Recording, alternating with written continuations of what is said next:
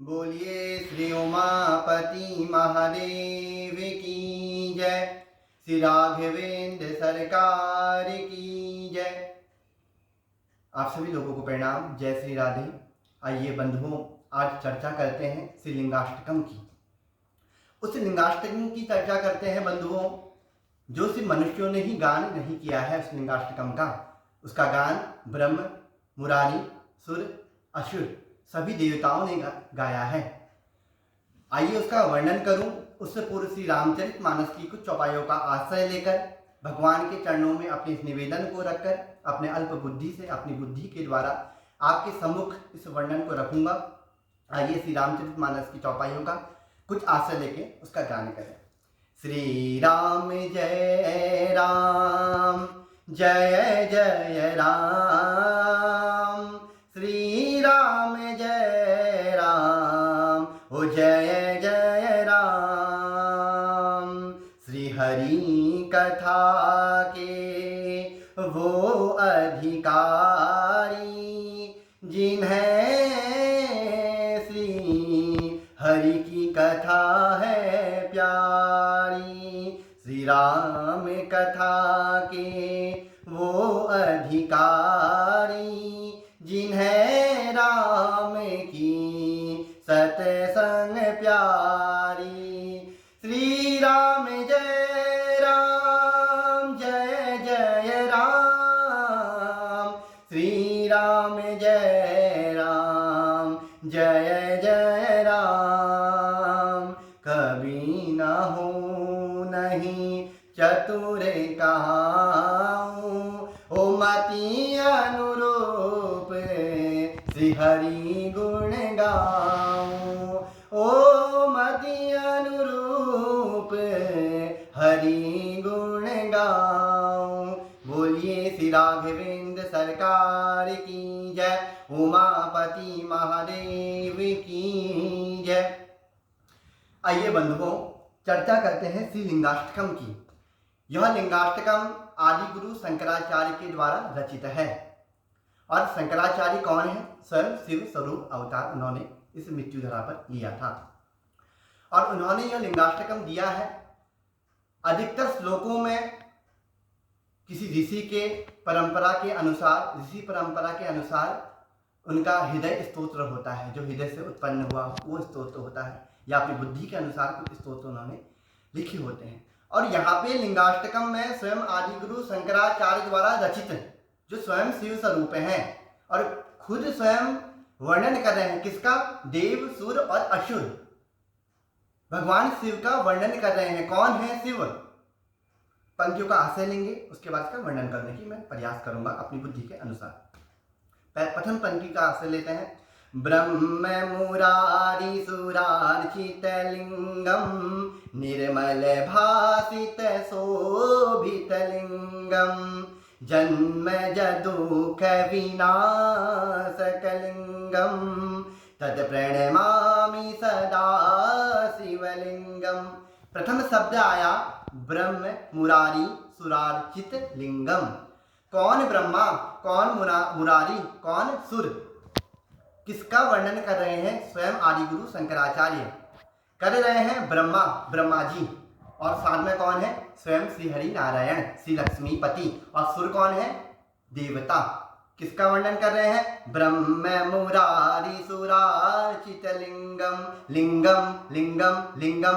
कौन से लिंग का? भगवान के उस लिंग का वर्णन कर रहे हैं जो निराकार है, जिसका कोई आकार नहीं है। निराकार ओंकार मूलम तुरीयम, जो निराकार स्वरूप में भगवान है। फिर क्या है? निर्मल भासित शोभित लिंगम, जो निर्मल है। निर्मल जैसे जल का प्रभाव कैसा है? एक तरफ को बहता है और उसकी स्वच्छता, उसकी निर्मलता ही उसकी अपनी पहचान है जल की। इसी तरह बता रहे हैं आदि गुरु शंकराचार्य, भगवान का जो स्वरूप है, कैसा स्वरूप है? निर्मल, जो करुणा करता है। निर्मल भासित शोभित लिंगम, जो सुशोभित है। कैसा सुशोभित है? निर्मल कैसा? जल कैसा होता है? स्वच्छ होता है, सुंदर होता है, और क्या होता है? सुशोभित होता है। क्या है वर्णन? ब्रह्म मुरारी सुरार्चित लिंगम निर्मल भासित शोभित लिंगम। फिर आया जन्म जदुख विनाशक लिंगम। किन जन्मों की बात आदि गुरु शंकराचार्य कर रहे हैं? जन्म जदुख, इस जन्म के नहीं, किस कौन से जन्म के? कई जन्म जन्मांतर के दुखों का भी भगवान शिव क्या कर देता है? विनाशक लिंगम, उसको तार देते हैं। लेकिन कब? जब भगवान की अनुभूति हमारे हृदय में होती है, जब हमारे इस वाणी में शिव का नाम होता है। फिर क्या आया? निर्मल भासित सुशोभित लिंगम तत्प्रमाणी सदाशिव लिंगम। ऐसे भगवान शंकर को हम प्रणाम करते हैं। दूसरी पंक्ति है, इसका दूसरी पंक्ति का असर लेंगे बंधुओं।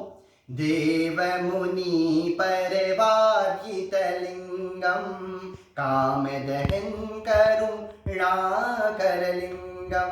और कौन है साथ में? देव मुनि, देवता ऋषि, जो हिमालय में अपने आश्रमों में अनेकों अपने स्थानों पर तपस स्थलियों में जो क्या वर्णन कर रहे हैं? देव मुनि परिवार्जित लिंगम।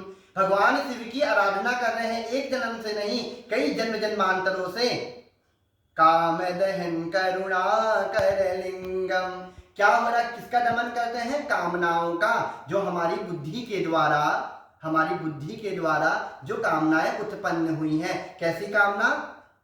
किस चीज की कामना की चर्चा आदि गुरु शंकराचार्य कर रहे हैं, बता रहे हैं किस कामनाओं का, किस काम का जो अतिरेक जीवन में बढ़ गया है। चाहे वो ईर्ष्या का हो, चाहे वो दंभ हो, चाहे मद हो, चाहे मात्सर्य हो, चाहे वो अविद्या हो।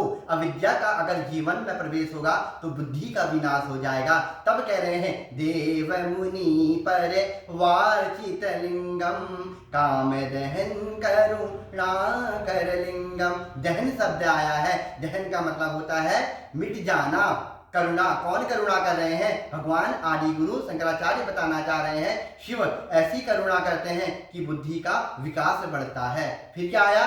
रावण दर्प विनाशक लिंगम। रावण जैसे व्यक्ति का भी जीवन में विनाश होने लग जाता है। क्यों होता है? अगर शिव समीप थे, शिव जीवन में थे, शिव अगर उसके हृदय में वास करते हैं तो क्यों रावण के जीवन में मरण आता है? बंधुओं, सोचनीय विषय है। अगर शिव आराधना जीवन में थी, शिव भक्ति जीवन में थी, तो रावण के जीवन में क्यों अहंकार आया? क्यों दंभ? क्यों मद मात्सर्य? क्यों अविद्या के जीवन में उतरी?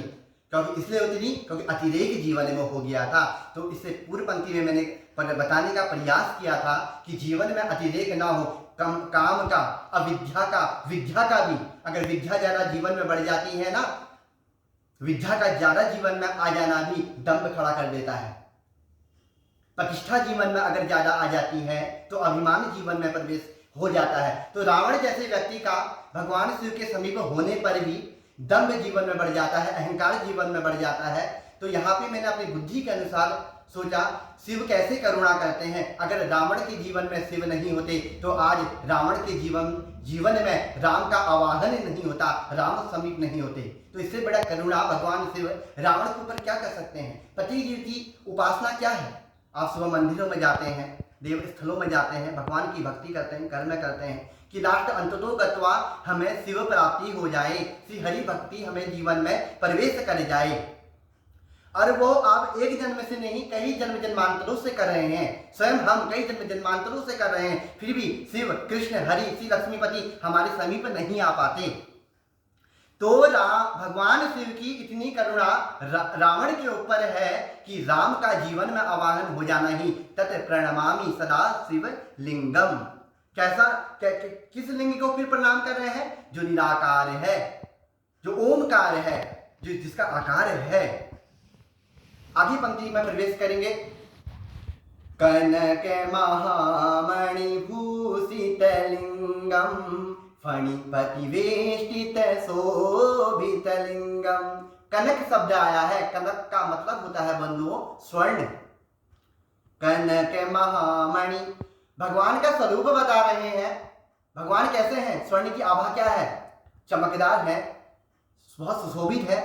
कहीं पर रख दो तो बहुत अत्यधिक विषय में स्वर्ण सबसे बहुत ज्यादा चमकता है, बहुत ज्यादा सुशोभित है। और भगवान का स्वरूप कैसा है?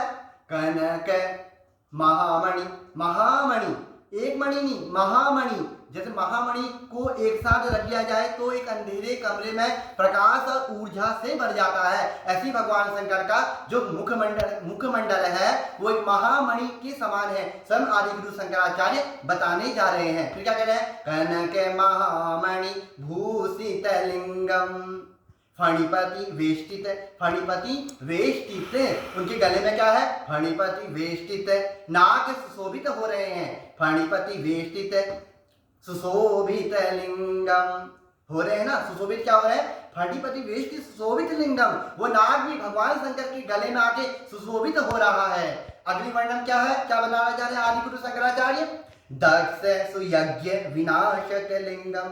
जब जीवन में एक घटना मैं आपको बताता हूँ। एक जगह पूजन के लिए मैं गया, तो ये बात है, शायद वो सुनेंगे भी मुझे, शायद अब इस संसार में वो नहीं है, माफ़ करिएगा, चर्चा मुझे आ गई आपकी आज याद, क्योंकि मैं यहाँ पे बताने जा रहा हूँ। मधुलिका विवाह कटघरिया से पहले है। और अब जाके कोई भी अगर मेरे पे सच नहीं लग रही हो घटना तो आप जाके पता कर सकते हैं, वो अभी संसार में नहीं है। तो उनके मैं घर पूजन करने गया, तो सर्वप्रथम बुलाया था मुझे, तो मैंने कहा शिव उपासना थी, तो मैंने कहा शंकर जी कहाँ हैं? तो उन्होंने कहा छत में रख दिए हैं। तो मैंने पूछा कि छत में क्यों रखे हैं? तो कहा कि शंकर जी को अंदर नहीं रखते हैं। मैंने कहा हे राम, शंकर जी को अंदर नहीं रखते हैं, कहाँ पे लिखा है? किसने कहा है? हाँ, वर्णन जरूर है कि अंगुष्ठ मात्र का या अंगूठे थोड़ा सा बड़ा शिवलिंग घर में हो, ज़्यादा बड़ा अतिरिक्त में ना हो। अगर बहुत बड़ा होता है तो भगवान की बहुत सेवा करनी पड़ती है, भोग लगाने पड़ते हैं, नित्य आरती करनी पड़ती हैं, तो वो सेवा नहीं हो पाएगी, तो कभी कभी ऐसा हो जाता है। तो मैंने उनसे नीचे मंगवाया, मैंने उनको उपाय बताया कि ऐसा नहीं होता है, शिव उपासना घर के अंदर कर सकते हैं। क्योंकि स्वयं लिंगाष्टकम में क्या कह रहे हैं? दक्ष सुयज्ञ विनाशक लिंगम। दक्ष के जैसा यज्ञ, कैसा यज्ञ है वो? सुयज्ञ।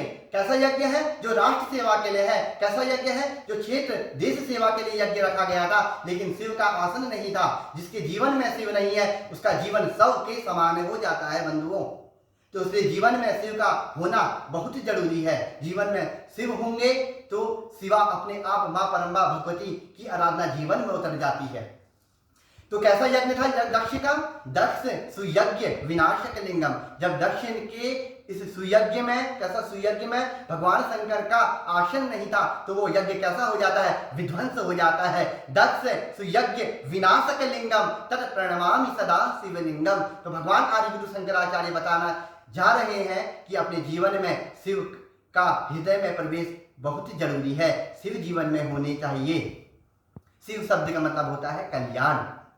इसलिए बंधुओं, आज लिंगाष्टक की 3 श्लोकों का मैंने वर्णन किया। जो भी मेरे मुखारविंद के द्वारा इसमें कुछ गलतियां हो गई हों तो मुझे सभी लोग क्षमा करेंगे। आप सब लोग ज्ञानवान हैं, बुद्धिमान हैं, विवेकशील हैं। पुनः अपनी नई वीडियो के साथ कुछ नए नवीनतम श्लोकों के साथ मैं प्रस्तुत होऊंगा।